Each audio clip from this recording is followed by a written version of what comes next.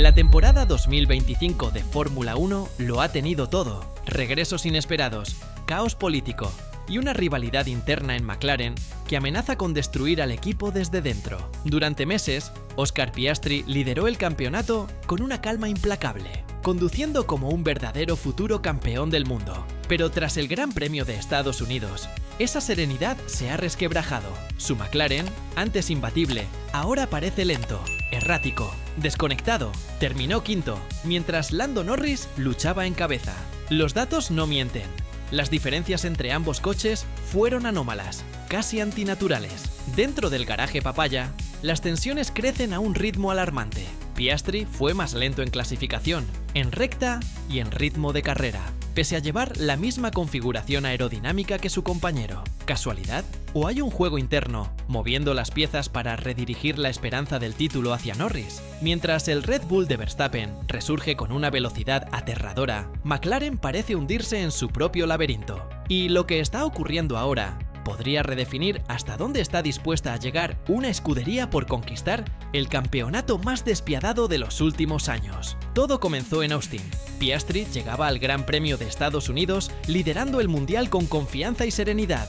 Pero en un solo fin de semana, esa calma se evaporó. Un accidente en la sprint, un quinto puesto en la carrera principal y un coche irreconocible marcaron su caída. Lo más inquietante no fue el resultado, sino la diferencia de ritmo con Norris. Con el mismo coche, las mismas actualizaciones y la misma pista, el australiano parecía estar conduciendo una máquina distinta. Norris clasificó segundo, Piastri solo sexto. Durante la carrera, perdió tracción, velocidad punta y gestión de neumáticos. Los registros del circuito de las Américas revelaron una realidad innegable. Norris era 3 o 4 km por hora más rápido en las zonas de máxima velocidad, pese a usar idéntico alerón.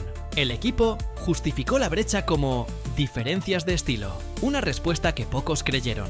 Para muchos dentro del paddock, aquello olía a algo más profundo. Una estructura que, sin declarar órdenes de equipo, empieza a inclinar la balanza hacia su piloto británico, mientras el reinado de Verstappen amenaza con volver.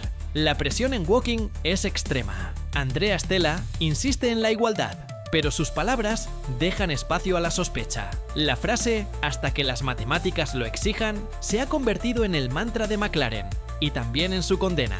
Con 5 carreras y 2 sprints por delante, los números pueden cambiarlo todo.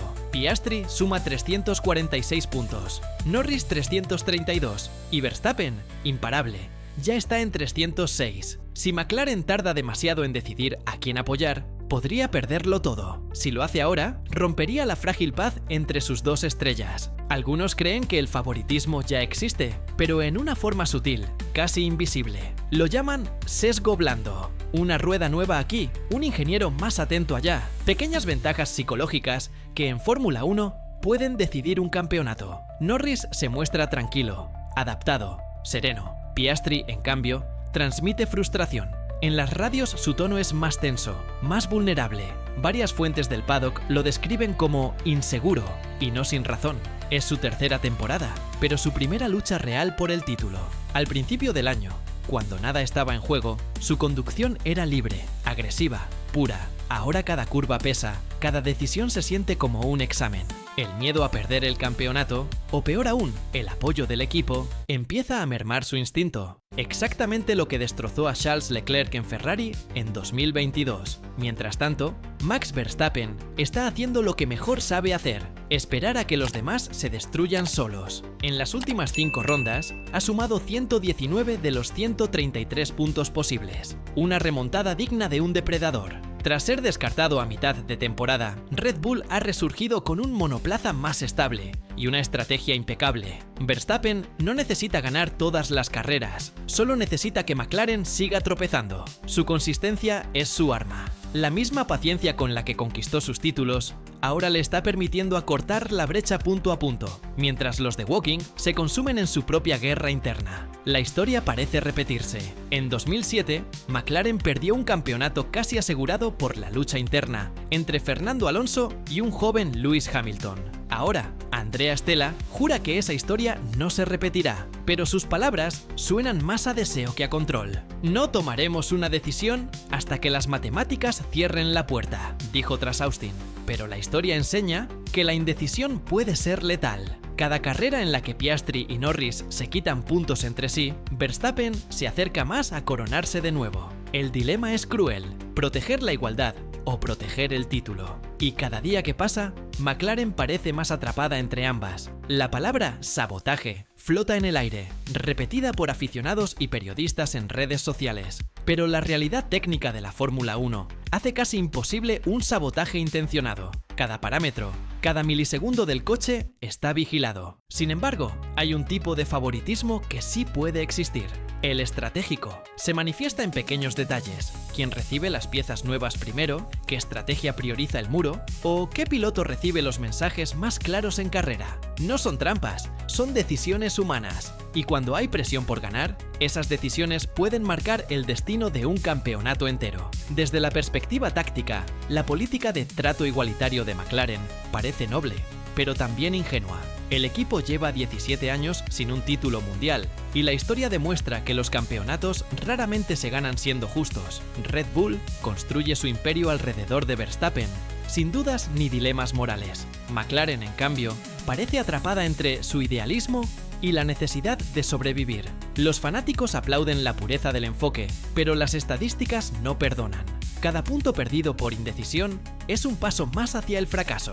En esta fase de la temporada, la moral y la diplomacia ya no sirven, solo los resultados. El cierre de temporada será un campo de batalla psicológico. México, Brasil, Qatar, Las Vegas y Abu Dhabi decidirán más que un título. Decidirán quién es el verdadero líder de McLaren.